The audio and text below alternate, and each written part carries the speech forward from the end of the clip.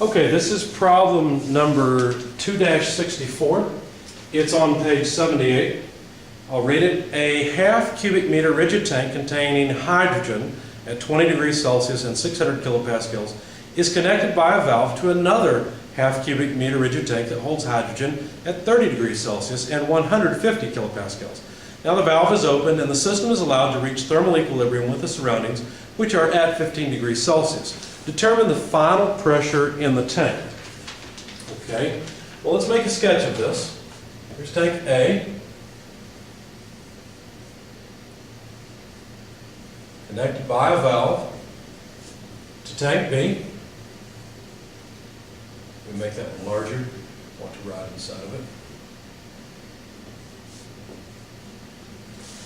And for tank A, the volume is a half cubic meter. The temperature is initially 20 degrees Celsius. The pressure is 600 kilopascals. And for B, the volume is a half cubic meter. The temperature is 30 degrees Celsius. And the pressure is 150 kilopascals. Now these are both containing hydrogen. So of course when we open the valve, they're just going to mix. Now the surroundings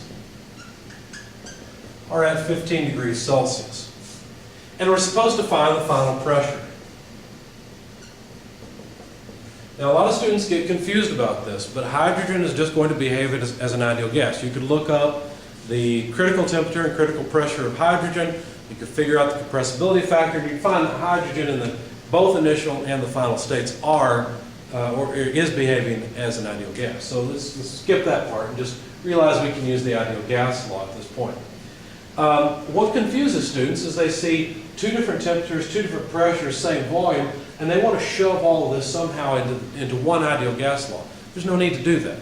There's another way to solve this problem. Figure out the amount of mass in tank A. Figure out the amount of mass in tank B. Those are two different numbers because it starts off differently at the beginning. When you open the valve, those two are going to mix, and basically the mass is all going to equilibrate out, and once again students become very confused because they think, well, what do I do with the temperature then? And what does the pressure go to? What happens? Well, you don't have to worry about all that. Yeah, they're going to mix together. Yeah, the pressure on this side is going to go down, the pressure on this side is going to go up. We're trying to find the final pressure, and we do need to do that. But think about it. If the surroundings are at 15 degrees Celsius and the hydrogen all goes to equilibrium with that, then the temperature of all the hydrogen is 15 degrees Celsius. By the way, by adding the mass you can compute from the first state at the beginning for both halves of the system, you know the amount of mass in the final system. Also, you know the final volume of the system. Those are three things, and that's enough in order to use the ideal gas law for a third time to figure out the pressure in the final state. So let's begin here. The mass in tank A is the pressure in A, volume in A, divided by the gas constant for hydrogen.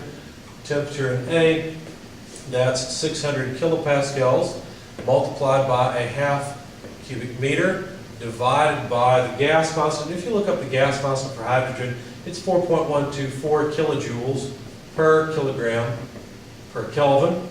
And the temperature, now once again, we have to use absolute units in the ideal gas law. 20 degrees Celsius won't cut it, right? Because that's not an absolute measure. So 20 plus 273 is 293 Kelvin, and that's what we'll plug in here, is 293 Kelvin. So the Kelvin go away. A kilopascal times a cubic meter is a kilojoule, and we simply get kilograms. So this comes out to 0.248 kilograms. Now, I want you to challenge yourself just a little bit. You can do the same thing for the mass in tank B. All you have to do is plug in the pressure for tank B, the temperature, and the volume. Of course, the same gas constant. And what you will find is, pause the video and figure it out. Okay? Go look it up. Make sure you know where to get this gas constant. Okay? Go to the back of the book. It's in the metric appendices, first page. Plug all this in your calculator. Make sure you know how to convert the temperature to absolute units. And then what you will get is, pause the video and come back. Okay, so now assuming that you've come back, the mass that you should have gotten is 0.060 kilograms. So there's the mass in tank B. So the total mass, or the final mass, is just the sum of those two masses. They're just going to mix together, and that's just 0.308 kilograms. Okay? So the final pressure in the tanks can be calculated just rearranging the ideal gas law again. With the final mass, gas constant, surroundings temperature, divided by the total volume. Okay? So the mass, once again, you should be able to do this. Make sure you can get to this point from the ideal gas law. It's pretty straightforward. Final mass, 0.308 kilograms. Gas constant, same as it was before. Surroundings temperature, 15 degrees, but we can't plug that in. We have to add 273 to it. And the total volume, just 1 cubic meter because it's the sum of the two. Okay, see if you can come up with the answer. Pause the video and see what you get.